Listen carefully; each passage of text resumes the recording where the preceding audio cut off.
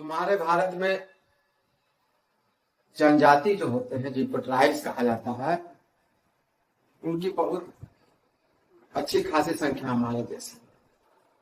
Tribes जो होते हैं आदिवासी, उनमें सबसे बड़ा खासियत ये होता है कि वो आउटसाइडर्स से दूर रहना चाहते हैं। वो घने जंगलों में रहते हैं, बीच के घने जंगलों में रहते हैं। उनको बाहरी व्यक्तियों का इंटरफेरेंस या बाहरी लोगों का इंटरफेरेंस पसंद नहीं। ये सब प्रकृति की पूजा करने वाले होते हैं। ये मुख्यतः निर्भर होते हैं, डिपेंडेंट होते हैं किस पर? जो फॉरेस्ट होता है, जंगल होता है, उसमें से जो मिलता है, जो भी तरह का रिसोर्सेस, उन पर वो डिपेंडेंट। लकड़ी यूज करते हैं, इसके अलावा वो तेंदु पत्ता से पत्थर बनाते हैं और इस तरह का वो काम करते हैं। छोटे मोटे लकड़ी वगैरह को भी आगे बेचने का काम।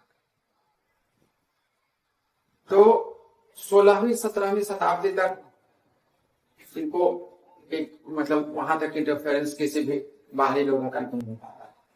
लेकिन अंग्रेज जब आए तो उनकी इतनी ज्यादा उनकी ये थी कि ज्यादा से ज्यादा देश को, इसके संसाधनों को, कैसे भारत के संसाधनों को लूटा जाए।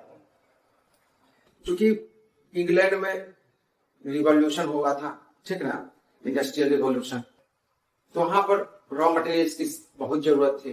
तो भारत इसके लिए सबसे बेहतरीन जगह। यहाँ से लकड़ी काट काट कर यहाँ से जंगलों को साफ किया। अब चूंकि ट्राइब्स वहां रहते थे तो ट्राइब से बराबर उनका प्रॉब्लम नहीं था, तो वो धीरे धीरे ट्राइब्स को वहां से बेदखल करने का काम शुरू किया। बेदखल करने के सिस्टम में क्या किए, नए नए कानून उस पर इम्पोज करना शुरू किया और उससे ऐसा ऐसा ट्रीटी कर लिया जाता था ताकि धोखे से, छल से उसके टेरिटरी को क्या कर लिया जाता था, ले लिया जाता था।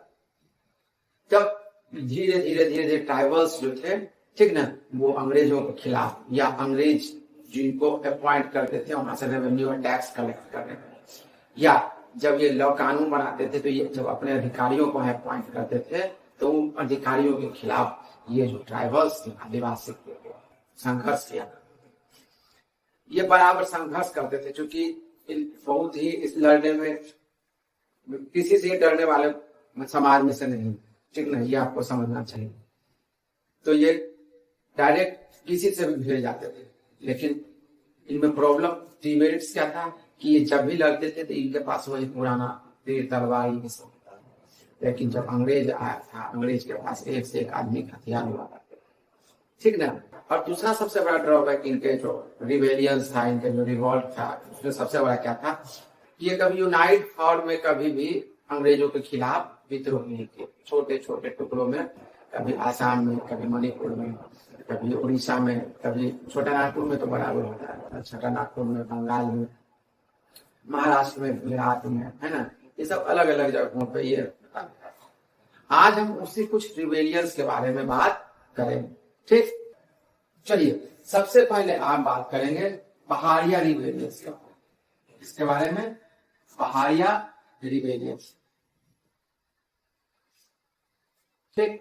तो पहाड़िया रिवेलियन क्या था? वहां का राजा जगन्नाथ, कौन थे? राजा जगन्नाथ। उनको क्या किया, जो ब्रिटिश था अपने एक्सपेंशन पॉलिसी के तहत, तो उनको क्या कर दिया गया, वहां से हटा दिया, ठीक ना, उनके टेरिटरी को एनेक्स कर दिया, ठीक ना। तो कितने में 1778 वो राजा जगन्नाथ जो थे, ठीक ना, जगन्नाथ जो थे, वो इसको क्या किए, डेट किए, कोई दिक्कत। अब देखिए, तो पहाड़िया रिवेलियन से संबंधित चकमा रिवॉल्ट था, समझ, चकमा रिवॉल्ट, ठीक ना। ये बेसिकली राजा जी को जो दीवान थे, ठीक ना, उनका नाम था रानू खान। क्या नाम था? रानू खान, ठीक ना। वो जो थे इसके खिलाफ विद्रोह किए थे। ये भी एक सिस्टम में कुछ रानू खान के पिताजी भी इस विद्रोह को लिख किए थे, बाद में ये लिख किए थे। इसको कार्पस रिवेलियन भी क्या कहा जाता है? कार्पस रिवेलियन भी कहा जाता है ना। कोई दिक्कत? ये जो था 1770 से लेकर के 87 के बीच ये चला, ठीक। इसको लीड कौन किए थे? रानू खान। कौन किए थे? रानू खान। कोई दिक्कत, कोई समस्या? इसके बाद चुआर मूवमेंट, ठीक ना। ये बेसिकली कहाँ हुआ था? ये छोटा नागपुर और बंगाल के अलग अलग जगहों पे ये हुआ था। इस रिवोल्ट को, इस रिबेलियन को लीड कौन किए थे? जो दुर्जन सिंह थे, ठीक ना। इसमें बेसिकली भूमिज ट्राइब्स इन्वॉल्व थे, ठीक ना। कौन सा? चुआर। एक ये कब हुआ था? ये हुआ था 1767 से लेकर के 1822। ये बीच बीच में जो था, ठीक ना, ये अंग्रेजों के द्वारा सप्रेस दबा दिया जाता था। फिर बाद में क्या हो जाता था, क्योंकि अंग्रेज तो बराबर की, मतलब ये इस तरह समझिए कि वहां पर लकड़ी लेने तक का मतलब सूखी लकड़ी लेने तक का मना ही कर दिया गया। और इससे क्या होता था कि वहां जो अफसर होते थे, जो सिपाही होते थे, उसका बेजा अपना फायदा उठाते थे, ठीक है। और औरतों को मानसिक रूप से, शारीरिक रूप से परेशान भी करते थे, समझिएगा, ठीक ना। तो 1767 से लेकर 1822 के बीच कहाँ हुआ था? छोटा नागपुर,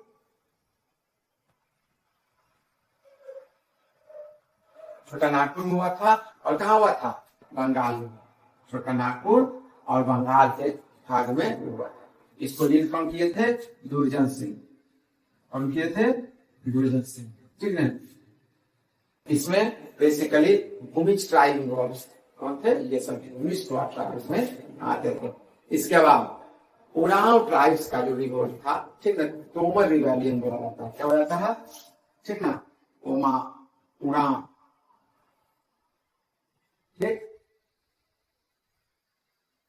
कोई दिक्कत नहीं ना। ये जो उरांव ट्राइब्स जो थे तोमर रिबेलियन के थे, कब से? 1789 से लेकर के 1789 से लेकर के 1832 के बीच की। समझ में आया ना? याद रखिएगा, ये नहीं कि कंटिन्यू चला, ये बीच में अंग्रेजों के द्वारा सप्रेस कर दिया जाता था, ठीक ना। लेकिन फिर जो है, ये जो भी हम बता रहे हैं, शुरुआत में जो लीड करने वाले लोग थे, उन्हीं के बारे में आपका क्वेश्चन जब भी पूछा जाएगा जी के वगैरह में, ठीक ना, बीटी में जब भी पूछा जाएगा, तो बेसिकली यही पूछा जाएगा उसको लीड करने वाले कौन थे, कहाँ होता था, कब से कब तक का बीच था, इसके बारे में, ठीक। ये जो बेसिकली होता था, ये छोटा नागपुर, समझ लीजिए। छोटा नागपुर, बंगाल और महाराष्ट्र, गुजरात का डेक्कन का पार्ट, ये सब बहुत रिबेलियंस का एक बहुत बड़ा ट्राइबल्स रिबेलियन का सेंटर है, ठीक ना। हालांकि बंगाल तो आपको पता होगा कि हमारे महापुरुषों की कर्मभूमि जन्मभूमि रहा है। कीर्तन चटर्जी जो गुरुदेव हमारे हैं, रविंद्रनाथ टैगोर के बारे में। चलिए खैर, तो ये उरांव जो था तोमर रिबेलियन कहाँ हुआ था? छोटा नागपुर में हुआ था। इनको लीड कौन किए थे? भोलानाथ सहाय। कौन किए थे? भोलानाथ सहाय। कोई दिक्कत, कोई समस्या? आप देखिए, ये बेसिकली क्या हो गया था, इसके अपने कारण क्या था कि फॉल्टी अलाइनमेंट सिस्टम था। अंग्रेज का तो पॉलिसी जानते ही थे, छल करके वो क्या कर देता था, ठीक ना, किसी तरह से छल करके उसको हड़प लेने का रणनीति, ठीक ना। उसके बाद भील का जो था, भील का जो विद्रोह हुआ था, लंबे समय तक लंबे संघर्ष से और अलग अलग जगहों में हुआ, ठीक ना। भील बेसिकली खानदेश भील रेंज था, महाराष्ट्र और गुजरात में अलग अलग जगहों पर हुआ था। ये सबसे पहले 1817 से लेकर 19 के बीच हुआ, ठीक ना, जब ब्रिटिश के द्वारा खानदेश जो भील रेंज है उसको ऑक्यूपाई कर दिया गया। इसके अलावा 1825 में, 36 में, 46 में, और उसके बाद याद रखिए जब हमारा फर्स्ट वॉर ऑफ इंडिपेंडेंस हुआ था, जिसको सिपाही विद्रोह हो रहा था, सिपाही विद्रोह हो रहा था 1857 में, उसमें भी जो है इनका बहुत बड़ा योगदान था, ठीक ना। 1857 से 58 में और फिर 1868 में। कोई दिक्कत? यानी कि भील रिबेलियन, ठीक ना। ये बेसिकली कहाँ हुआ था? खानदेश भील रेंज में। कहाँ? चलिए, खानदेश में हुआ था, ठीक, खानदेश भील रेंज। तो खानदेश हिल रेंज कहाँ है? महाराष्ट्र और गुजरात में। महाराष्ट्र और गुजरात में एंड है, और गुजरात, ठीक। ये हम आपको बताए थे कि ये जो अलग अलग जगहों पर अलग अलग टाइम फ्रेम में होता है। 1817 से लेकर 19 तक हुआ था, उसका 1825 में भी हुआ था, उसके बाद आपका 1836 में भी हुआ था, उसका 1857-58 में भी हुआ था, उसका 1868 में भी हुआ। तो दिक्कत अलग अलग टाइम पीरियड में इसका हुआ। इसके बाद रामोसी अपराइजिंग। तो रामोसी जो था बेसिकली वेस्टर्न घाट में रहने वाले ट्राइब्स हुआ करते। कोई दिक्कत, ये एरिया जो है बेसिकली वो आता है कर्नाटक, महाराष्ट्र और मध्य प्रदेश में होता था। ये बेसिकली कहाँ होता था? खान। ये बेसिकली कहाँ होता था? आपका वेस्टर्न घाट। कहाँ होता था? वेस्टर्न घाट।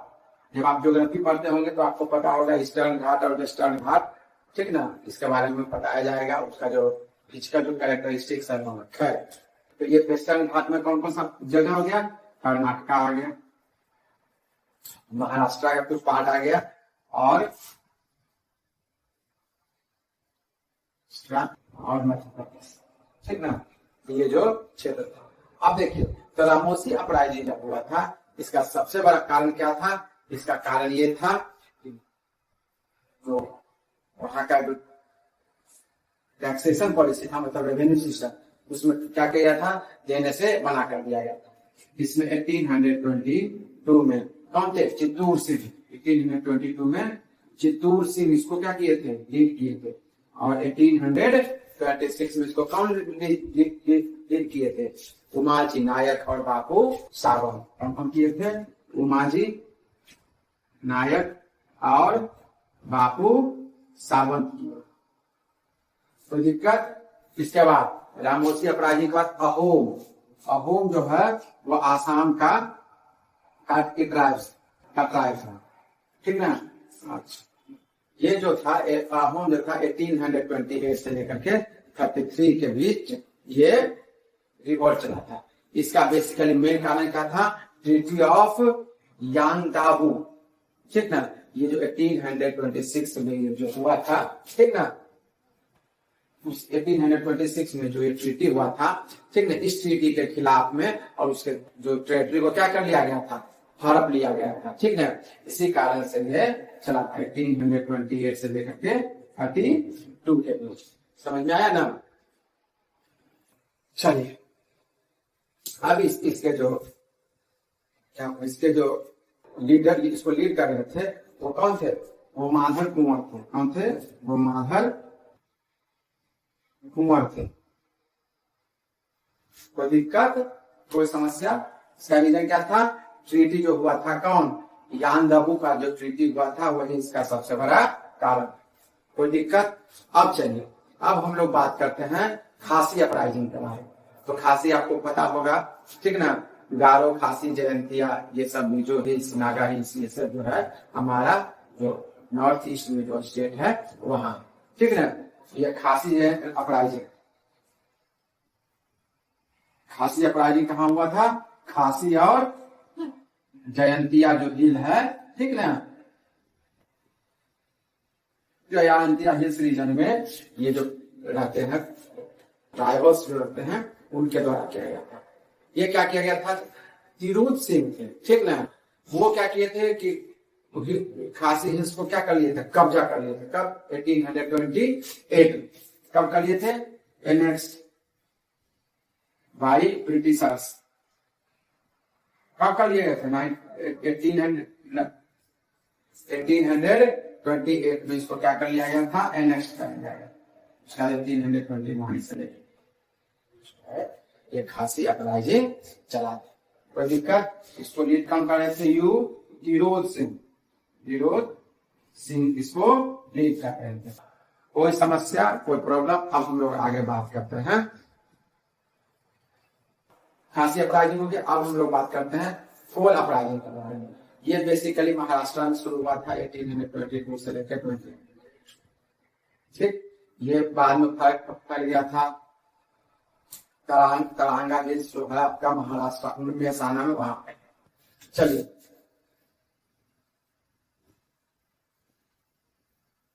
होली रिवेलियन कहाँ फैला था? महाराष्ट्र में फैला था, ठीक ना। ये कब से कब था? 1822 से लेकर के 29, 1822 से लेकर के 29 के बीच होली, ठीक। अब चलिए हम लोग बात करते हैं आगे।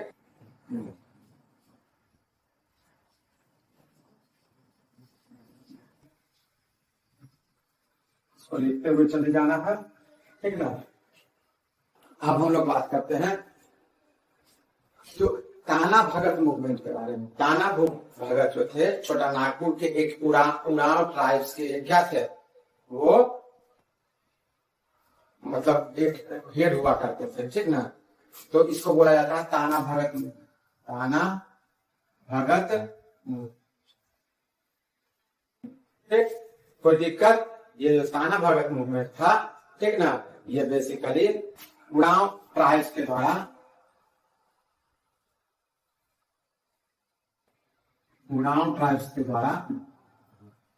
क्या किया गया था। इसका जो लीड करने वाले थे वो कौन थे? जतरा भगत थे। ये जो था बेसिकली 1940 से लेकर ठीक है। इसको लीड कौन किए थे?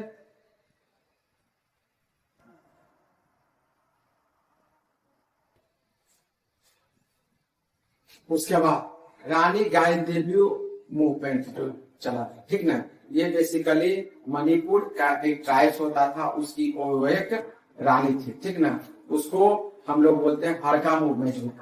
कौन सा मूवमेंट कहते हैं? हड़का मूवमेंट। या रानी गाइदिन्यू मूवमेंट भी कहा जाता है, समझ में आया ना। ये बेसिकली 1930 में ही चला था। कब चला था? 1930 में। रानी गाइदिन्यू, ठीक ना। ये बेसिकली कहाँ का था? मणिपुर। कहाँ चला था? मणिपुर, ठीक ना। कोई दिक्कत? अब चलिए हम लोग बात करते हैं खुर्दा रेबेलियन के बारे में। खुर्दा रेबेलियन जो है 1817 में, ठीक ना। ये जो था इसको पैका रेबेलियन भी कहा है। खुर्दा रेबेलियन को हम लोग पैका रेबेलियन भी कहा है। इसको बख्शी जगबंधु के द्वारा खुर्दा या पैका रेबेलियन, ठीक ना, किसके द्वारा? जगबंधु के द्वारा। कौन? बख्शी जगबंधु के द्वारा। कब? 1817। बख्शी जगबंधु के द्वारा ये किया गया, ठीक ना। इसके अलावा संथाली रिबेलियन जो था, ठीक ना, वो 1855 से लेकर 57 के बीच चला था, ठीक। इसमें सिंधु और कान्हू, जिसका नाम आज पेपर में भी इसका एडवर्टीजमेंट आया था इनका, है ना। सिंधु एंड कान्हू के द्वारा, हालांकि ये 4 भाई थे, 2 बहन थे। सभी लोग अपने इसमें अंग्रेजों के खिलाफ बस चढ़ कर लड़े, ठीक है। ये बेसिकली कहाँ था? संथाल परगना में। कहाँ? संथाल परगना। कहाँ संथाल परगना? कहाँ संथाल परगना? आपका छोटा नागपुर में, है ना। बोलते है ना। इसके बाद मुंडा रिबेलियन, है ना। मुंडा रिबेलियन, इसको लीड कौन किए थे? इसको 1899 से लेकर 1900 के बीच इसको बिरसा मुंडा क्या किए थे? इसको लीड किए थे, ठीक है। बाद में 1900 में बिरसा मुंडा की जब मृत्यु हो गई, तब ये हो गया आपका समाप्त हो गया, ठीक ना। ये सब जो मुख्य रूप से आपका क्या था? मूवमेंट था, रिबेलियन था, है ना। और अंग्रेजों के खिलाफ और लैंडलॉर्ड्स के खिलाफ, जो लैंडलॉर्ड्स मनी लैंडर के खिलाफ ये मूवमेंट चला। इसको याद रखिएगा, क्योंकि आने वाले बीपीएससी का क्वेश्चन और जेपीएससी में ये बहुत इंपॉर्टेंट है। इसे 2-3 क्वेश्चन पूछा ही जाता है, ठीक ना। आज का टॉपिक ही समाप्त करते हैं। वीडियो चैनल को सब्सक्राइब कीजिए, लाइक और शेयर कीजिए, ठीक है। धन्यवाद। जय हिंद, भारत माता।